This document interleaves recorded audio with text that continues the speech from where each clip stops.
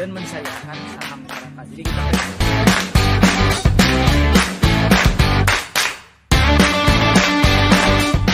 beda sama Jakarta, kalau orang Bandung tuh listrik.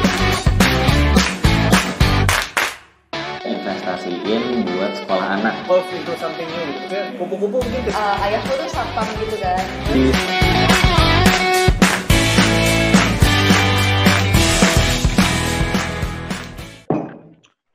Ya langsung gue mulai ya. Assalamualaikum warahmatullahi wabarakatuh. Waalaikumsalam warahmatullahi wabarakatuh. Ya, selamat pagi, siang, sore, atau kapanpun teman-teman yang mendengarkan podcast ini. Kembali lagi bersama saya Panji di podcast Ngobrol-Ngobrol Bisnis. Di depan saya, di depan saya udah ada Mas Ari Eko deh.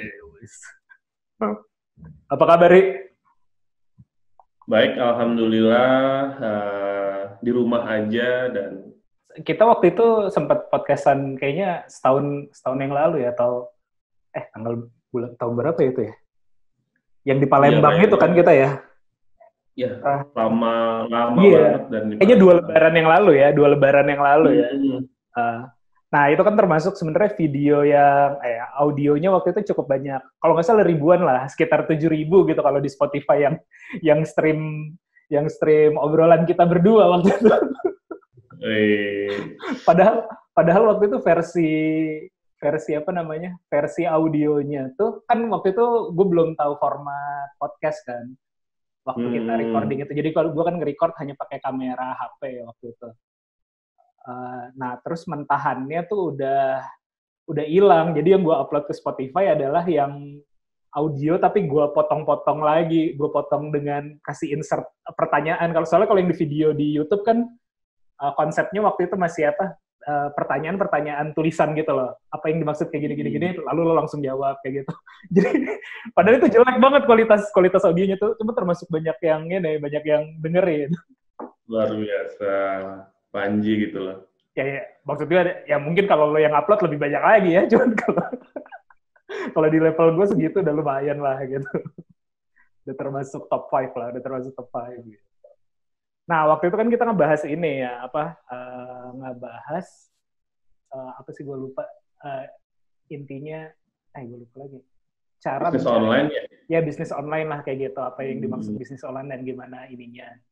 Nah, kemarin kan minggu lalu gue tuh bahas tentang corona ini, terus bisnis tuh harus kreatif dan segala macam lah, kurang lebih kontennya seperti itu, gitu-gitu. Nah, terus ada beberapa yang ngasih voice note gitu, ngasih pertanyaan lah, oke, kalau misalnya udah punya penghasilan, bisa kita manage dan segala macam, bisa work from home gitu. Cuman kalau sekarang, gimana kalau teman-teman yang tadinya harus bekerja kantoran, tapi malah dipecat dan segala macam gitu. Artinya mereka harus terpaksa dalam tanda kutip berbisnis dan dari rumah gitu kan. Terus gue jadi kepikiran, oh iya, kalau Ari kan memang bahkan sebelum zamannya work from home gitu ya, maksudnya digalakan, lu dari awal kan memang udah berbisnis atau bekerja dari rumah lah ya, kayak gitu. Iya nggak sih? Iya, kira-kira seperti itu kelihatannya. Nah, mungkin jadinya gue berpikiran mungkin sedikit banyak lo bisa ngasih tips kali ya, atau apa ya, bagaimana sih, tema besarnya lah, bagaimana sih cara menghasilkan uang dari rumah hanya dengan mengandalkan internet kayak gitu. Oke, ini mulai dari mana dulu nih? Ya mungkin simpelnya ya lo cerita dulu kalau yang lo lakukan selama ini gimana sih sebenarnya gitu, sekilas aja gitu. Oke.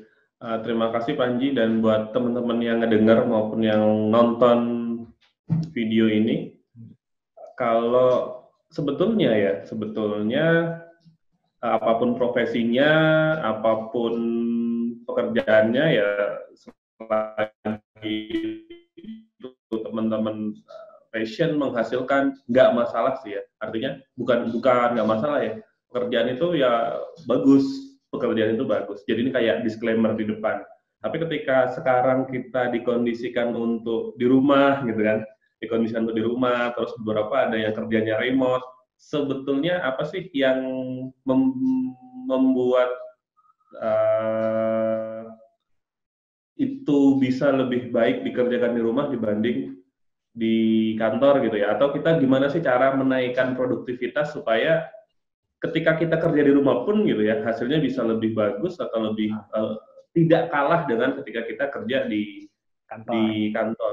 Nah, kalau saya sendiri memang kalau teman-teman sempat menyimak di podcast berikutnya itu, di podcast sebelumnya itu memang sudah dibahas bahwa saya yang biasa dikerjakan adalah saya distributor salah satu produk edukasi. Kemudian itu full time kerja dari rumah. Kita punya admin, kita punya konsultan di seluruh Indonesia. Kemudian juga saya mengerjakan beberapa pekerjaan affiliate marketing. Tapi yang utama adalah distributor produk edukasi, dan itu dilakukan full online gitu ya. Nah, ketika sekarang kegiatan lagi COVID seperti ini, kalau ditanya berpengaruh atau enggak, ya jelas berpengaruh. Jelas berpengaruh, meskipun awalnya dari rumah, terus sekarang tetap di rumah gitu, tetap bisnisnya ada beberapa perubahan. Seperti sekarang di kantor di rumah sudah nggak ada admin lagi gitu ya, sudah nggak ada admin lagi, adminnya dirumahkan sekarang dari rumahnya masing-masing, jadi remote. Biasanya ada admin yang kantor di rumah, sekarang remote. Nah, ini lagi biasanya anak-anak ada kegiatan di luar, main di luar, ini full di rumah juga. Jadi ini jadi salah satu tantangan. Nah, ketika mungkin teman-teman punya pertanyaan, juga sama Panji juga pertanyaan, gimana sih supaya ketika kita tetap kerja di rumah itu tetap produktif gitu ya, tetap produktif. Kalau dari saya sebetulnya adalah ya kita perlu memanajemen waktu sebaik kita kerja di kantor. Jadi banyak sekali ya teman-teman itu yang ketika kerja di rumah itu tidak mudah untuk adaptasi. Tidak mudah dengan adaptasi seperti apa? Misalnya gini, kalau di kantor itu kan enak banget ya. Kita masuk kantor, kemudian ada jam, ada teman-teman kantor, ada atasan misalnya gitu ya. Dan kita udah tahu bahwa pagi kerjaan kita apa, siang kita istirahat, sholat gitu ya, kemudian melakukan pekerjaan lagi, terus pulang gitu ya, dan less distraction itu berarti minim gangguan gitu ya, ya Panji ya. Nah, ketika kita di rumah, meskipun kelihatannya kita punya kebebasan yang lebih tentang waktu, tapi itu jadi hal yang nggak mudah ketika pagi kita tidak harus mandi pagi gitu. Kita tetap di rumah, kemudian kita membedakan space antara kita kerja dan kita bersama keluarga, itu jadi salah satu hal yang memang harus segera harus segera kita putuskan cara agar kita tetap bisa bekerja dengan efisien, dengan optimal meskipun kita dari rumah. Kalau aku lihat gini, misalnya, berarti itu menarik ya poinnya sebenarnya. Jadi kita bedah satu-satu ya. Mungkin yang pertama adalah kerja di rumah pun sebenarnya harus produktif. Tentu saja dengan syarat macam-macam ya. Misalnya konsisten dengan waktunya. Kalau gue sendiri sebenarnya pun sebelum masa ini sebenarnya seringkali memang kerja remote kayak gitu. Dan kalau gue secara pribadi sih tipsnya adalah gue tuh harus mandi dulu gitu dan berpakaian rapi. Soalnya kalau nggak mandi dan tidak berpakaian rapi tuh mindsetnya masih baru gawe bentar, pengennya ke kasur lagi kayak gitu lah ya. Pengennya santai lagi gitu. Kalau gue secara pribadi gue biasanya kayak gitu, tips-tips untuk biar mindset kerja gitu walaupun dari rumah kayak gitu. Itu satu hal lah ya. Nah, cuman sebenarnya yang lebih urgent kalau menurut gue untuk dibahas adalah yang kemarin tadi ya, yang kayak gue bilang, banyak mungkin yang memang tadinya masih bisa kerja di kantor lalu dirumahkan dalam artian satu sisi kerjanya dari rumah, dan efek kerja dari rumah tuh ada macam-macam ya. Ada yang memang gajinya tetap standar seperti biasa, ada juga yang ternyata dipotong gitu, ada juga yang kayak gue di bisnis yang gue lakukan gitu ya, beberapa karyawan gue yang akhirnya work from home, beberapa tunjangan hilang kayak gitu kan. Jadinya bagi mereka tentu saja pemasukan jadi sedikit berkurang gitu kan.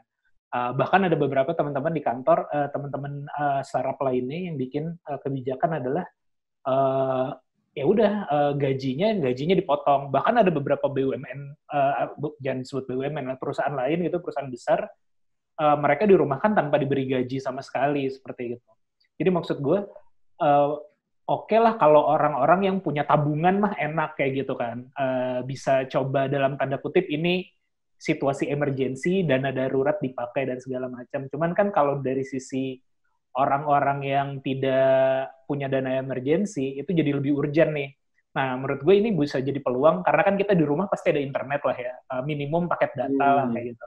Menurut gue mungkin, gimana sih kalau lo kan udah pengalaman begitu lama gitu, ada nggak sih cara menghasilkan uang yang mudah gitu ya dari internet? Atau kalau di breakdown ada apa aja gitu ya? Bold statement-nya adalah cara menghasilkan uang yang mudah dari internet gitu ya.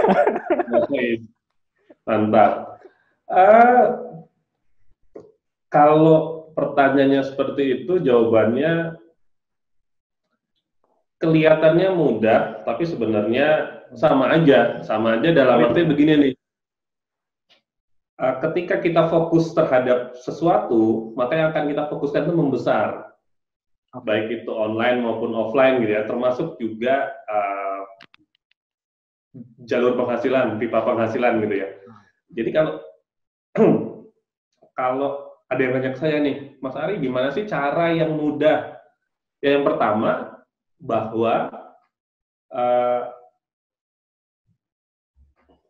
online itu juga sama aja, nggak mudah. Kalau ada yang bilang mudah, mungkin baru sebentar kali, baru sebentar.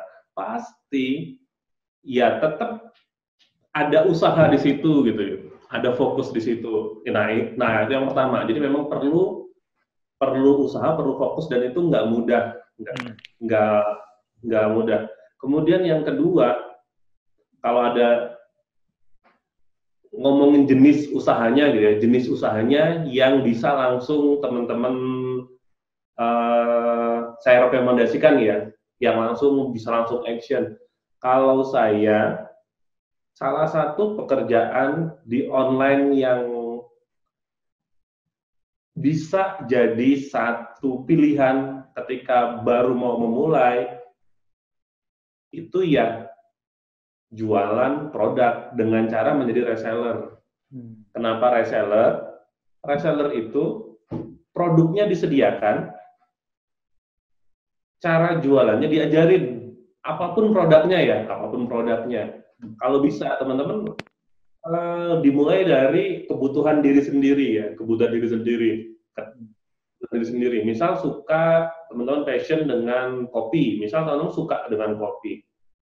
Dan ya pasti ya, ketika kita ngomong sesuatu yang kita suka, kita bakal dengan mudah menjelaskan, mudah seperti men-share informasi, jadi kayak tidak ada keberatan sama sekali. Oh ya, aku suka kopi, dan aku menceritakan apa yang aku sukai, dan ketika kita menjual sesuatu yang kita sukai, itu lebih mudah. Karena produknya udah ada, kemudian cara jualannya diajarin, termasuk fotonya sudah disediakan, copywriting-nya sudah disediakan, dan itu hal yang lebih mudah. Biasanya, teman-teman ketika sudah merasakan menjual gitu ya, di awal pasti tidak mudah. Ketika sudah menjual beberapa produk, akhirnya menemukan satu produk yang teman-teman suka gitu ya, dan memutuskan, sekali lagi ya saya bilang, dan memutuskan mungkin bisnis online dirasakan pada saat ini lebih bagus, dan memutuskan untuk fokus di situ, ya butuh effort lagi ya. Ya, kita harus, ya nggak bisa sampingan ya. Saya bilang sih nggak bisa sampingan sama sekali. Jadi ketika teman-teman ngelihat, kok ada ya orang yang kerjanya cuma tidur gitu ya, di rumah, keluar mungkin pas sholat maghrib, pas sholat berjamaah aja. Tapi kok paketnya datang terus, orangnya sepertinya mempunyai uang yang banyak, ya kita nggak tahu, mungkin ketika dia tidur, ketika kita tidur dia kerja gitu ya. Dan ya kita perlu fokus, artinya kalau saya bilang agak nggak masuk akal ya kalau cuma kerja 1-2 jam sehari bisa menghasilkan dari online. Tetap 4-6 jam kita harus membangun bisnis ini. Jadi kayak gitu. Ketika kita mencurahkan waktu, energi, tenaga di sini, yaitu insya Allah menghasilkan sih. Dan nggak ada yang namanya ongkang-ongkang kaki rebahan dan mendapatkan uang dari internet. Ya saya sih bukan orang yang tidak bisa bilang itu mudah ya. Tidak bisa itu mudah, tapi sangat mungkin, apalagi sekarang fasilitas internet udah ada, kita dengan mudah ya. Jadi salah satu keajaiban internetnya adalah jalur distribusi. Jalur distribusi. Kalau dulu kan jalur distribusi itu kan hanya kayak kemampuan oleh orang-orang yang berduit ya, harus punya toko, modal yang banyak. Nah, tapi sekarang kan dengan adanya marketplace, adanya internet, kita dengan mudah banget, bahkan di Facebook gitu, kita bisa dengan mudah banget tanpa harus nyetok. Kita bisa kirim dengan mudah. Jadi barang yang kita jual nggak harus ada di display di toko-toko gitu kan. Artinya memang sekarang karena ada internet ini semua bisa internet dan jalur pengiriman, artinya kurir kan udah banyak banget, itu bakal memudahkan banget ketika teman-teman ya menjual barang fisik di internet. Kalau memang mau jualan ya, saya bilang itu awalnya jualan online, yaitu jadi reseller satu produk dengan 2 kategori ya. Pertama produk disediakan, kedua ada training. Jadi itu bisa mempermudah teman-teman buat jualan online. Ya kalau di tempat saya itu ada, begitu masuk produknya udah ada, yang memang marketnya sudah ada, kemudian diajarin cara jualannya, dikasih copywriting-nya, dikasih gambarnya, ada admin dedicated, jadi kalau ada nanya apapun selalu ada admin yang jawab di jam kerja ya. Di jam kerja selalu ada admin yang menjawab, jadi ya itu yang memudahkan konsultan-konsultan, reseller-reseller kita untuk menjual. Jadi itu yang paling mudah kalau jualan online adalah jadi reseller. Kemudian kalau yang kedua, kalau memang skill ya, kita juga bisa jual skill di internet. Ada beberapa marketplace yang juga bisa kita display skill kita, dan itu juga bisa. Tapi memang kalau skill, kalau mungkin kayak desain belum, kayak gitu ya, mungkin kayak skill desain atau skill bikin website kayak gitu yang memang kerjaannya bisa dari rumah, itu bisa jadi opsi juga ya, gitu ya. Bisa, itu juga bisa, tapi memang di awal kita perlu cari testimoni ya. Kalau skill itu di awal pasti kita perlu cari testimoni dulu. Nggak bisa langsung jual mahal, tapi itu memang dibangun ketika udah jadi, itu bisa bagus banget kalau skill ya. Kalau barang lebih cepat sih. Kalau barang relatif lebih cepat jalurnya dibanding kita jualan skill. Iya. Tadi juga aku perhatiin kan sebenarnya berarti poinnya adalah terkait dengan memotong jalur distribusi tadi ya, dengan online atau dengan digital, mungkin juga bisa jadi poin adalah kita kan punya digital presence ya, kayak akun sosial media kita, tadi kayak Ari sempat singgung kayak Facebook kayak gitu atau Instagram, itu kan sebenarnya bisa jadi dalam tanda kutip toko kita juga kan ya. Di masa seperti ini kan kita tidak kita tidak bisa interaksi. Misalnya kalau tadi mau jualan online gitu, mau jualan jadi reseller suatu produk lah ya, kita tadinya harus ketemu fisik, tapi sekarang kan nggak perlu juga gitu ya, dengan adanya digital presence kita kayak akun sosial media kita dan segala macam, itu bisa kita pakai juga buat ya membantu kita jualan gitu kan sebenarnya ya. Iya bener banget, bener banget. Sebetulnya ya jualan online, kita menawarkan barang sesuatu itu almost almost gratis ya. Artinya kita bikin email, kita bikin sosial media, kemudian di situ kita tentu sudah punya teman, tentu kita sudah punya temennya teman, network lah ya, network. Kalau Facebook ya 5.000 misalnya maksimalnya, kalau Instagram lebih banyak lagi. Dimulai dari situ ya sangat bisa. Sekarang kan sudah zamannya social commerce ya. Social commerce itu adalah jualan. Orang itu lebih prefer, lebih trust, lebih percaya dengan review ataupun rekomendasi temennya dari true user user sebenarnya. Jadi orang tuh sudah yang kalau ngelihat toko gitu apa benar, ngelihat testimoni gitu apa benar. Nanti ketika dia ngelihat di sosial media, dia ngelihat di Instagram, dia ngelihat artis favoritnya ataupun selebgram favoritnya merekomendasikan sesuatu, dia lebih percaya. Dan itu yang bisa teman-teman manfaatkan. Tapi juga perlu diperhatikan bahwa kalau saya orang itu kan suka beli, suka belanja, tapi nggak suka merasa dijualin gitu ya. Orang itu suka beli, tapi dia nggak suka yang apa sih? Orang ini jualan terus, tetap, tapi sebenarnya dia suka, konsumen tuh suka beli, tapi ya gitu ya, nangkep ya. Terlalu over, males juga lah gitu ya. Nah itu juga yang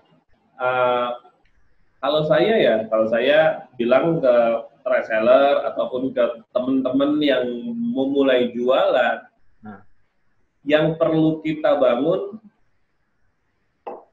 Kalau kita memang endingnya di jualan, apapun platformnya, entah itu sosial media, entah itu Facebook, website, YouTube gitu ya.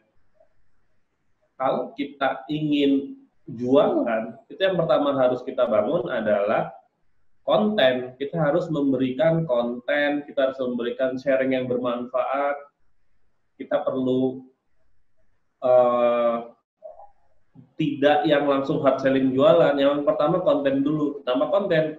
Ketika udah ada konten dan sudah ada orang yang suka dengan konten-konten kita, jadi konten itu bisa jadi sharing pengalaman kita terhadap penggunaan produk. Gitu. Jadi nggak melulu jualan. Ketika kita sudah ada konten yang bagus dan orang suka, konten itu akan membuat audience. Konten itu akan membuat sekumpulan orang yang di sekitar kita udah ngeh nih. Oh ternyata si Ari jualan produk edukasi. Oh ternyata si Ari jualan kopi gitu ya. Dan dia sering nih bagi-bagi informasi, bagi-bagi konten yang bermanfaat tentang tadi produk edukasi, tentang kopi. Orang akan lebih udah suka karena konten membangun audience. Nah, audience ini yang bisa kita monetize, yang bisa kita mulai, ya kalau ada rumus bisa 4 kali sharing, 1 kali jualan. Jadi tidak yang melulu timeline itu isinya jualan terus. Jualan semua, ya. Emang kita mau ya di Instagram itu ngelihat ada akun yang nge-add kita gitu, kita lihat akunnya jualan, pasti skip. Iya.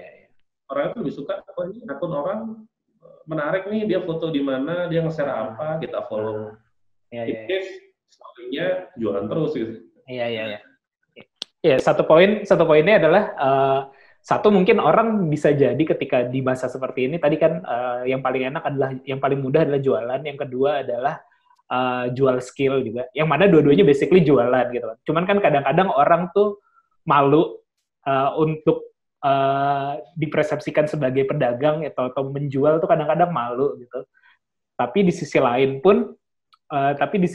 pun sebenarnya orang tuh males kalau terlalu banyak jualan. Jadi memang harus menemukan celahnya ya. Kita harus berani jualan tapi tidak over juga. Dan juga pun kalau tadi biar tidak terlalu fit kita atau konten kita tuh tidak baru jualan ini, besok jualan ini lagi, besok jualan ini gitu kan. Malesin juga gitu kan ya. Yang pasti kita harus memilih satu niche khusus ya, niche khusus. Nggak bisa jualan segalanya.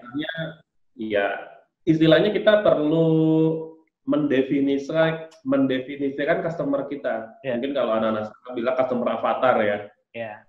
Persona, kalau customer persona. Kita harus mendeskripsikan customer kita. Kita harus mendeskripsikan produk ini, MOS misalnya. MOS ini paling cocok siapa sih ya? Yang ngebeli gitu ya. Nah, ketika kita sudah mendeskripsikan customer avatar kita, ya kita akan memberikan konten di sekitar customer avatar kita yang kira-kira dia sukai gitu ya. Jadi sangat tidak direkomendasikan berubah-ubah. Misal hari jualan kopi, besok jualan spray, besok jualan mukena, besok jualan kurma, ya itu orang tidak ada audiens yang terbangun akhirnya. Iya, kalau gue secara nggak sadar sebenarnya, kalau gue secara pribadi ya, secara nggak sadar mungkin selama ini lebih kelihatan kayak di startup atau di digital lah. Makanya ketika sebenarnya udah cukup lama ya, ketika kayak tahun lalu gue sharing tentang, bukan sharing sih, jualan tentang Google Drive kayak gitu, itu langsung rame tuh, langsung cepat. Padahal sebenarnya secara nggak sadar gue ya mungkin karena gue juga mencoba mencitrakan dirinya sebagai yang di bidang itu gitu ya, jadinya ketika sekali jualan, ternyata cukup ramai yang beli kayak gitu. Jadi, nah cuman gini Ri, kalau untuk orang-orang yang tadi kan gue bilang concernnya adalah untuk orang-orang yang memang selama ini belum memulai lah. Oke, tahap pertama adalah harus jualan, bisa jual barang atau jual skill. Cuman produknya gimana Ri? Di mana tempat kita mencari produk reseller itu yang bisa kita reseller? Apa lo jangan-jangan lo ada produk gitu? Lebih bagus lagi kalau lo ada produk gitu. Iya, paling mudah sebetulnya sebut merek ya. Paling mudah itu ngeriset produk ya. Marketplace, Tokopedia. Orang biasa nyari barang buat dijual lagi, biasanya dari Tokopedia. Mungkin ada yang dari marketplace lain, tapi menurut saya idealnya, bukan idealnya ya, umumnya, yang pertama kali muncul distributor, supplier itu buka Tokopedia. Jadi biasanya bisa jadi kalau ada di marketplace yang lain itu udah ada di Tokopedia. Udah reseller, sudah tangan keberapa gitu ya. Biasanya ada di Tokopedia. Itu kalau memang mau yang produk yang langsung bisa dijual ya, yang langsung bisa beli putus atau yang dropship, karena juga Tokopedia ada fitur dropship ya. Di Tokopedia tuh udah ada fitur dropship. Jadi kita cuman kayak bikin tokonya, padahal barangnya sebenarnya dari toko lain kayak gitu ya. Iya, kita misal jual di Facebook nih, atau jual di marketplace Facebook kan juga punya marketplace ya. Iya. Atau kita jual di marketplace lain, atau kita jual di Instagram. Di Tokopedia itu ada fitur dropship. Kalau dicentang, kita bisa merubah nama pengirim sama nomor telepon. Jadi nanti ketika jadi barang itu jadi barang itu dikirimkan oleh si toko aslinya, tapi dengan menggunakan label nama yang kita pengenin kayak gitu ya. Exactly, benar. Keren, gue baru tahu nih. Aduh. Kemana aja? Teman-teman juga ada yang baru tahu, ada yang sudah. Ya. Terus ya tinggal di sort aja, jadi tinggal kita main filter. Kalau saya biasanya filter yang misal bintang 4 ke atas, produk di satu kategori bintang 4 ke atas, kemudian ngelihat sudah terjual berapa, ngelihat kolom komentarnya. Jadi kalau yang sudah terjual ribuan, bintangnya banyak, itu bisa jadi satu tanda bahwa toko itu bagus. Atau bisa dimulai dari yang tadi, apa yang kita butuhkan, apa yang kita sukai. Nah, itu yang pertama kalau mau main jualan ambil barang di marketplace. Kemudian kalau mau ambil kalau kayak aku nih ya, aku kan eksklusif, aku distributor eksklusif gitu ya, distributor eksklusif di 3 Raksa. Kalau mau yang seperti aku atau di perusahaan-perusahaan lain, ya caranya adalah mendaftar sebagai konsultan. Kalau aku awalnya adalah konsultan buku. Jadi dulu pada awalnya di Tiga Raksa itu ada produk Hafiz Doll, boneka. Ada di ruangan sebelah sih.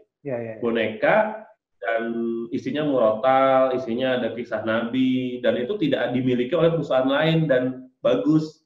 Pada saat itu momennya juga Lebaran, istriku kok kayaknya pengen punya ya, akhirnya reseller nih, awalnya reseller jualan itu. Karena momennya Lebaran, momennya itu pas, ya orang lagi, pada saat itu pas banget, 2015 kalau nggak salah. 2015 itu penjualan tinggi banget. Ketika pertama kali jadi reseller, penjualan itu sudah tinggi, padahal produknya premium. Pada saat itu harganya sudah 1,2 jutaan kalau nggak salah.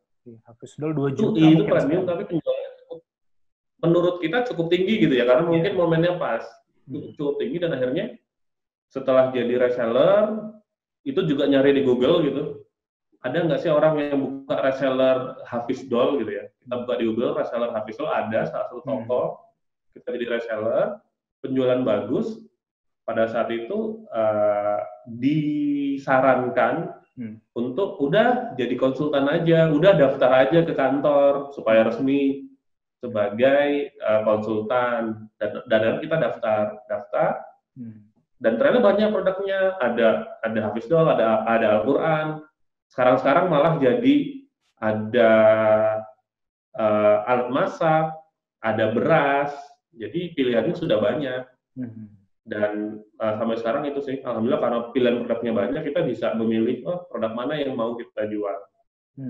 Jadi seperti itu, dan banyak perusahaan-perusahaan lain yang mungkin serupa gitu ya, mungkin serupa punya produk dan kita bisa daftar sebagai konsultan di situ. Aku nggak bisa sebut nama perusahaan lain ya, nanti tidak etis. Tapi nyebut perusahaan gua aja. Jadi tadi ya, berarti poinnya adalah yang satu bisa cari di Tokopedia gitu ya, di Tokopedia. Produk-produk yang dropshipper, dan mungkin kita bisa by feeling ngerasa, ataupun by riset kita sendiri, kita ngerasa produk ini kayaknya akan laku di pasaran, kita bisa coba bantu jadi dropshipper atau reseller mereka gitu ya. Dan caranya pun sudah mudah banget ya di Tokopedia tadi ya, kayak gitu. Terus yang kedua, kalaupun mau cari produk di luar Tokopedia, kita bisa googling gitu ya, googling reseller apa gitu, siapa tahu ada. Nah, kita bisa membantu jualan produsen kita, tapi juga kita dapat komisi yang lumayan ya, Ri, ya, komisinya ya, Ri? Iya, lumayan banget. Lumayan banget ya. Nah, kalau produk digital ada nggak?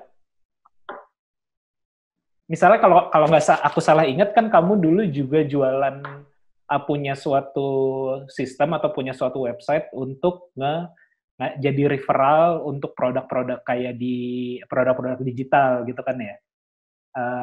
Itu gimana tuh kalau kayak gitu?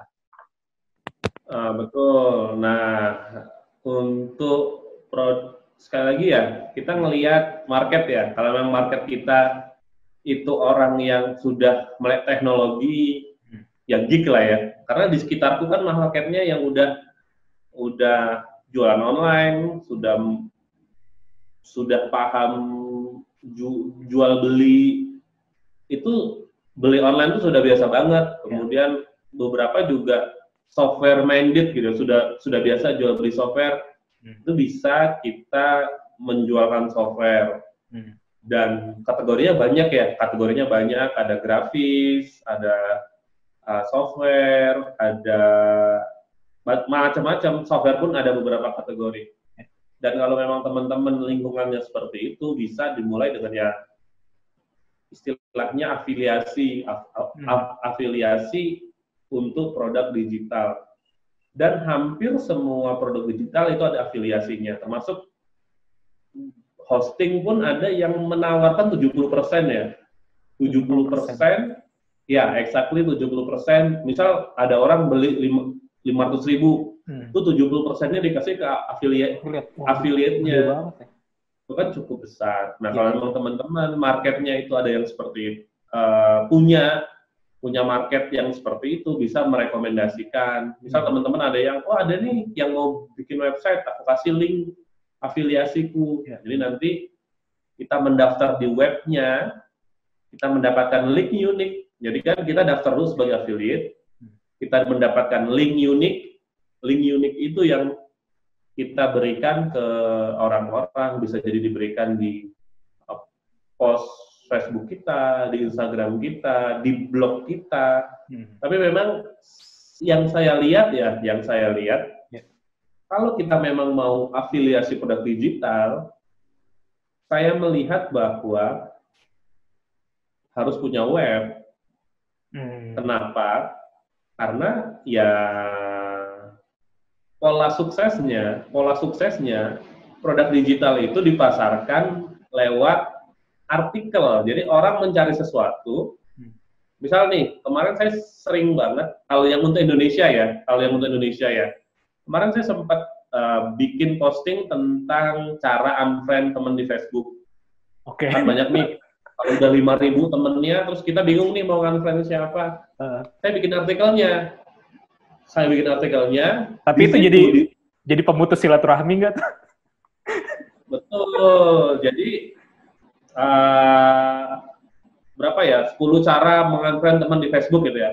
1-9 itu cara biasa. Yang 10 pakai tools. Toolsnya apa? Toolsnya tools berbayar itu. Okay. Nah, tetapi di situ saya kasih tutorial cara pemakaiannya. Jadi kan saya nggak hanya ngomong pakai ini aja, tapi saya kasih tools berbayarnya ini, cara pakainya ini.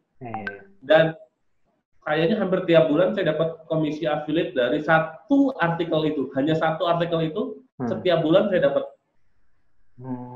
komisi afiliasi dari artikel itu. Dan ya itu seperti kayak pola sukses ya. Kalau teman-teman mau afiliasi software, cara paling mudah dan passive income gitu ya. Ketika sudah ranking yang bagus di Google, udah pakai artikel di web. Tahun lalu tuh aku juga pernah bikin program affiliate digital untuk yang ya terlepas dari legal atau tidak legalnya jualan yang aku bilang itu ya, Google Drive gitu ya. Aku pernah bikin gitu ya. Itu pun ngasih komisi cuman berapa ya? 20.000 gitu atau 20% gitu. 20% tuh sekitar 25.000 atau berapa gitu. Ke memang yang sudah beli produkku waktu itu. Jadi waktu itu ada sekitar 500-an yang beli produk, aku coba melempar program affiliate, ada sekitar 10 orangan lah yang ambil program itu, dan mereka jualan ya lumayan, ada yang rajin jualan bisa dapat 200.000 kayak gitu, ada yang biasa-biasa aja yang nggak terlalu besar lah. Tapi pun aku rasa mereka kayaknya jualannya via WA doang sih, nggak bikin website. Nah, kalau mau mencari yang kayak gitu di mana tuh misalnya? Lo ada spesifik rekomendasi atau googling dengan keyword apa gitu? Ini praktis banget nih, buat. Aku pakai headset sebentar. Ini bisa diedit kan ya? Bisa nggak apa-apa. Aku ulang ya tadi pertanyaannya. Okay. Ulang ya. Di mana tempat orang mencari program affiliate produk-produk digital itu? Ada rekomendasi kah dari dirimu atau googling dengan keyword apakah gitu? Oke, kalau untuk produk Indonesia itu biasanya di grup Facebook ya. Jadi di grup Facebook, ketika kita lagi happening nih program apa, biasanya banyak orang jualan ya, banyak orang jualan, dan itu biasanya ada grup Facebook affiliate-nya. Grup Facebook affiliate-nya. Ketika kita udah masuk ke satu grup Facebook dan kita udah belajar, biasanya kita bakal dengan mudah menemukan grup Facebook yang lain. Jadi setiap vendor ataupun setiap produk kreator itu selalu ada grup Facebook-nya. Oke. Itu yang pertama. Yang saya tahu ya, mereka sangat aktif komunikasi di grup Facebook. Kemudian yang kedua, biasanya di sales page. Kalau untuk produk yang sangat populer, di sales page itu kalau kita scroll ke paling bawah, itu ada tulisan afiliasi. Itu aja diklik. Begitu diklik, udah langsung masuk ke halaman afiliasi. Ke halaman di mana kita bisa mendaftar untuk membantu menjualkan. Nah, itu kalau saya di grup Facebook, saya udah join di grup Facebook beberapa yang memang rutin. Kemudian juga bisa di marketplace ya, marketplace produk digital. Produk digital juga itu ada di ratakan.com, itu juga produk digital. Meskipun saya bilang sekarang banyak produk kreator yang tidak lewat marketplace, karena dia udah megang nih affiliate-affiliate-nya, dia udah kumpulin di satu grup Facebook gitu ya. Ya udah, langsung aja tanpa lewat marketplace, karena dia udah percaya diri dengan affiliate yang banyak yang sudah ada di grup Facebook. Oke. Kalau saya untuk afiliasi Indonesia sekarang tidak begitu aktif jor-joran, karena ya kalau yang saya pakai, saya suka, saya rekomendasikan, karena itu bukan utama, bukan income utama. Kalau saya yang lebih menghasilkan malah affiliate produk luar, software luar negeri, dan tanpa muka, dan itu mainnya ya di grup Facebook dan di grup Facebook sebagai dan di website. Sepertinya banyak penjualan berasal dari website. Iya, yang kayak kalau nggak salah kita omongin di podcast kita sebelumnya kan, kayak lo bikin artikel misalnya komparasi ini dengan ini, atau bikin artikel bahasa Inggris apa, orang yang mana Google page-nya itu cukup tinggi gitu ya, Google ranking-nya cukup tinggi. Jadi nanti orang ngeklik dan beli ketika klik dari situ masuk ke dapat affiliate kayak gitu kan ya. Oke, berarti kita udah breakdown beberapa cara nih. Ada lagi nggak sih? Mungkin terakhir ya, ada cara terakhir nggak sih untuk, kan tadi satu jualan produk fisik bisa cari di Tokopedia, bisa cari di Google juga, terus juga mungkin jual jasa itu lebih mudah lah, banyak orang punya, kalau ada orang yang punya skill bisa, terus jual produk digital itu yang ketiga, yang tentu saja masing-masing jualan ini ditentukan atau kita tentukan berdasarkan tadi ya, persona kita di sosial media atau ya circle kita melihat kita seperti apa, itu bisa disesuaikan gitu. Misalnya kalau bagi ibu-ibu mungkin grupnya adalah grup mamah-mamah muda gitu, makanya cocoknya jualan produk-produk misalnya buku anak atau popok atau sejenisnya lah. Cuman kalau orang-orang tertentu ya melihat profil diri sendiri juga. Ada lagi nggak cara lain?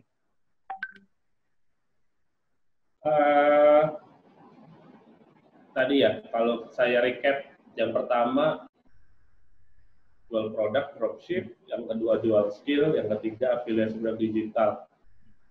Ya, cara yang lain, ya seperti ini cara yang lain yang sekarang sangat populer ya, sadar nggak sadar. Cara yang lain jadi influencer. Oke.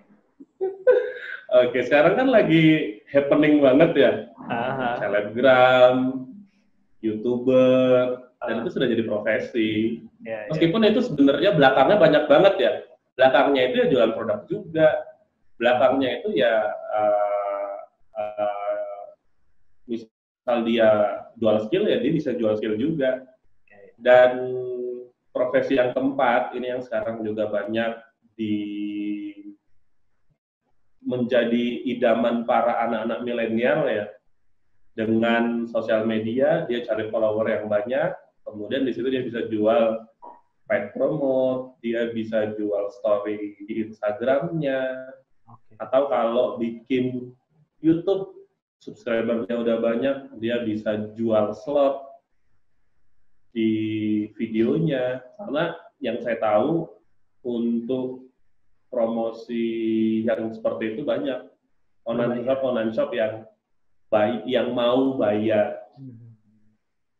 Bahkan ya kalau yang sudah subscribernya, saya tahu ya, saya pernah dibilang sama salah satu teman saya ketika lagi ngopi gitu, ada salah satu animasi anak yang sangat populer di YouTube, untuk masuk karena dia udah satu videonya view-nya udah jutaan gitu ya, untuk masuk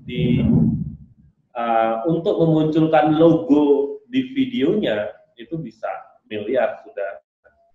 Itu yang levelnya sudah, dan itu jadi salah satu ya influencer. Tetap influencer yang baik ya, pilihan itu ya.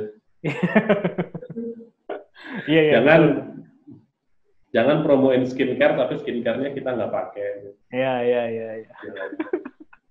Iya ya, berarti itu ya, itu memang yang mungkin banyak jadi idaman dan cita-cita anak-anak sekarang. Cuman kan, cuma memang menuju ke situ rasanya lebih sulit dibanding yang tadi ya. Maksudnya kan mungkin orang harus punya di numbers tertentu agar bisa cukup influence lah gitu kan ya. Walaupun sekarang aku lihat juga ada beberapa program atau ada beberapa agensi tuh ngambil, karena aku juga pernah ditawarin. Walaupun aku nggak mau, mereka nawarin untuk yang memang ceruknya nggak terlalu besar tapi lebih segmented gitu. Misalnya lo nggak usah followernya puluhan ribu, tapi lo followernya sekian ribu aja, tapi segmen lo tuh segmen yang tipe kayak gini. Jadi nanti ketika dia mau jualan, ibaratnya kalau bagi si agensinya, mereka kalau mau jualan suatu produk, daripada ngebom, mendingan pakai senapan angin aja karena lebih tepat kayak gitu kan. Udah mulai ada juga. Iya. Iya, itu namanya micro influencer. Micro influencer ya. Influencer kecil. Betul.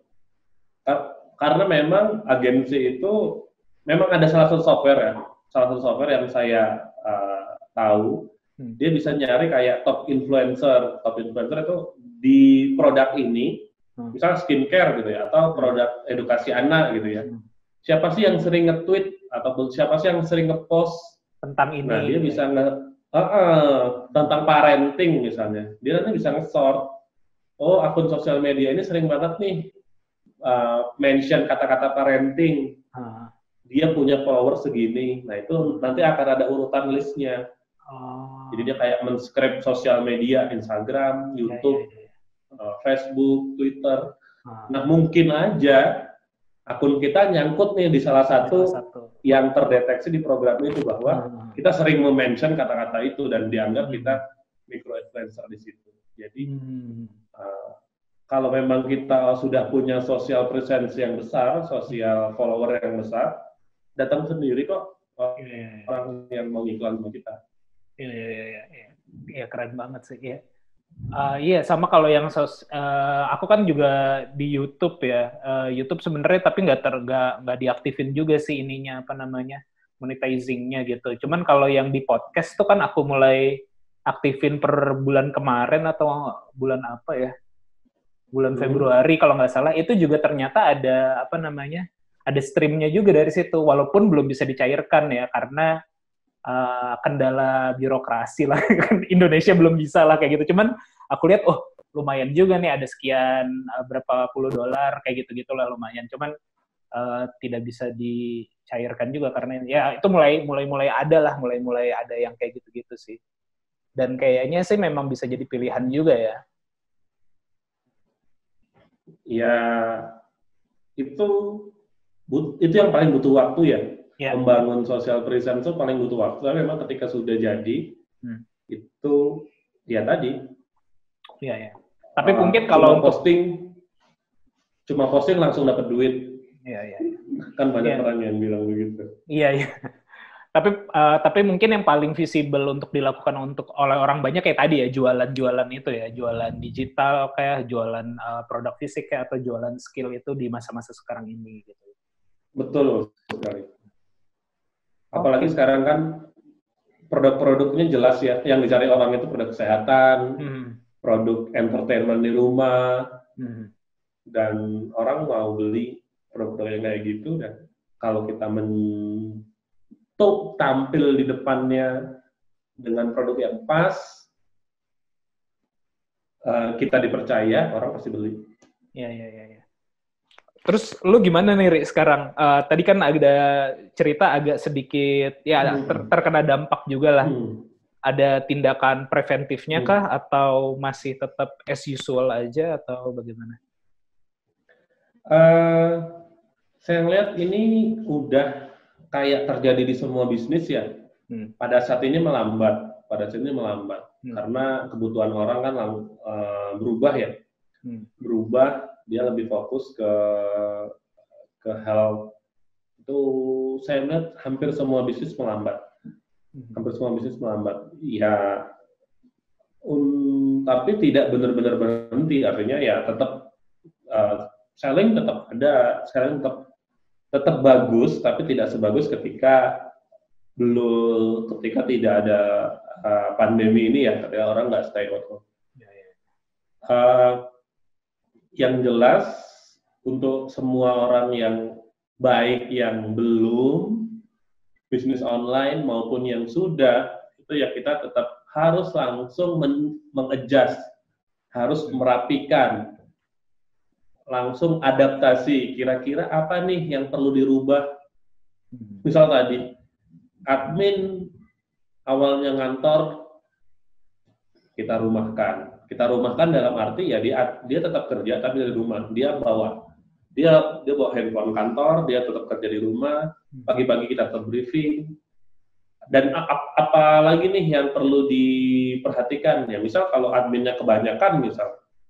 Awalnya mungkin adminnya ada 10, terus kita perlu penyesuaian karena ya itu harus disesuaikan. Itu harus disesuaikan. Jadi kalau kita tidak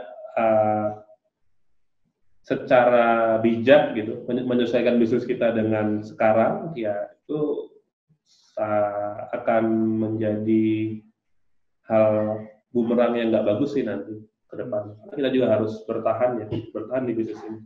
Iya, gue juga sih di kantor udah mulai ada tadi kayak gue bilang udah ada beberapa yang ya work from home, ada yang gajinya disesuaikan, bahkan mungkin ini kita ya agak jahat juga sih ya, cuman mau gimana ya, ada juga yang kita PHK kayak gitu kan, apalagi mau lebaran takutnya daripada kena. Itu tapi kayaknya gue sensor nanti deh. Nanti ada karyawan gue yang denger, takutnya malah was-was. Makanya gue bikin konten ini biar kalaupun orang tidak lagi bekerja di kantor, mungkin bisa ada ide-ide bisnis yang biasa dia cari ekonominya atau pendapatannya dari rumah lah. Apalagi ya?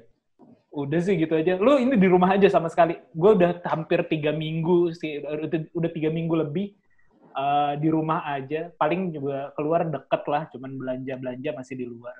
Lu sama sekali?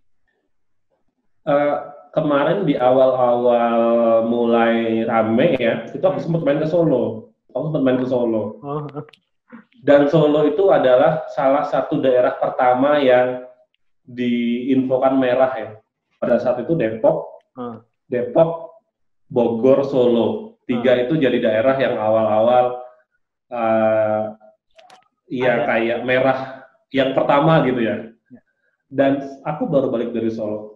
Pada saat kejadian itu, aku ke Solo karena ada daftarin anak sekolah, karena ada acara yang perlu aku hadiri, aku ke Solo.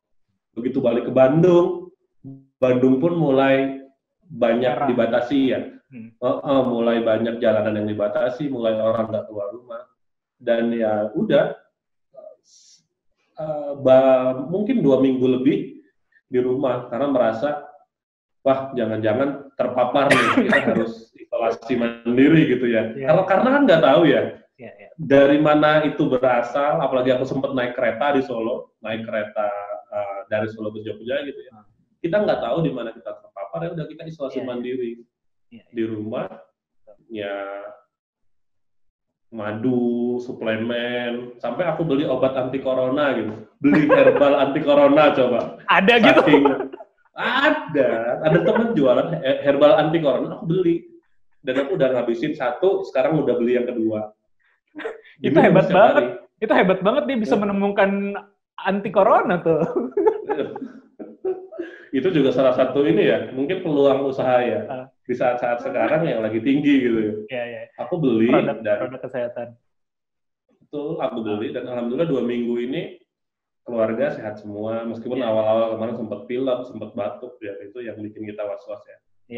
Iya, di podcast sebelum ini tuh aku ngomongin ini, gue juga masih nggak ngerti sih, masih suka ada orang yang keluar-keluar rumah gitu kan, tanpa ada kepentingan kerja atau kepentingan yang hanya sekedar main-main gitulah ya.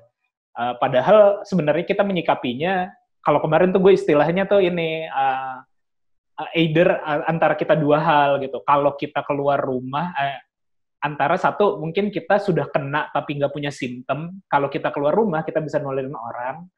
Atau yang Betul. kedua adalah kita masih belum kena, kalau kita keluar kita bisa tertular. Jadi dua-duanya bahaya gitu loh. Bahaya yang satu bahaya buat orang lain, yang satu bahaya buat kita gitu. Jadi ya cukuplah nih orang-orang nggak usah keluar rumah dulu lah gitu ya. Tenang-tenang di rumah gitu ya. Ya kalau nggak urgent-urgent banget gitu. Iya. Oke, Ri, thank you ya. Waktunya nih. Semoga ada manfaatnya apa yang kita obrolin, mudah-mudahan ya buat orang banyak. Oke. Nanti ada link podcast sebelumnya ya di bawah. Yang itu ya, yang kita di Palembang itu ya. Iya, terus gue juga kelihatannya udah nggak akan mudik ke Palembang nih kayaknya tahun ini. Jangan kan Palembang, ke Jakarta juga kayaknya nggak pulang nih, aduh. Bingung juga dah. Ya, diambil hikmahnya aja. Oke, Ri, thank you ya. Gue stop dulu ini. Biar recordnya kita stop ya. Sekian, makasih yang udah dengerin sampai akhir. Assalamualaikum warahmatullahi wabarakatuh. Waalaikumsalam warahmatullahi wabarakatuh.